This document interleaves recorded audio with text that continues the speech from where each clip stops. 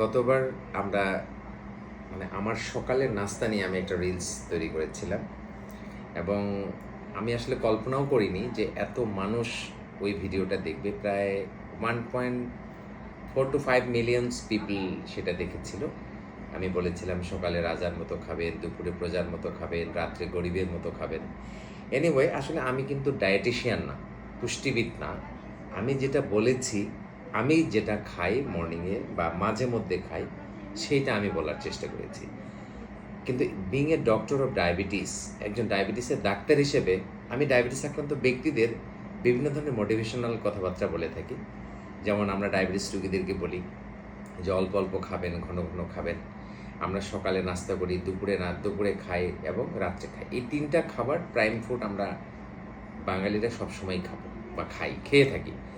আমরা ডায়াবেটিস রোগীদেরকে আরও যে এক্সট্রা খাবারগুলো খেতে বলি, যেমন সকাল এবং দুপুরের মাঝখানে একটা হচ্ছে হালকা নাস্তা বেলা 11টায় খেতে বলি, এবং দুপুর এবং রাতের মাঝখানে বিকাল 5টায় একটা হালকা চা নাস্তা খেতে বলি। এবং ডায়াবেটিস রোগীদের জন্য সবচেয়ে গুরুত্বপূর্ণ যে বিষয়টা, সেটা হচ্ছে রাত্রের খাবারটা একটু তাড়াতাড়ি খেতে বলি। যদি তারা লেটে ঘুমায় তাহলে লেট নাইট স্ন্যাক্স, হালকা কিছু খেয়ে ঘুমাবে।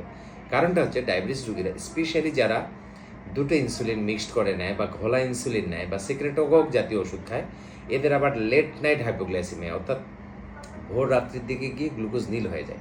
এই জন্য আমরা রাত্রে শোয়ার সময়, বিশেষ করে যারা লেট নাইটে ঘুমায়, তাদেরকে হালকা কিছু খেয়ে ঘুমাতে বলি।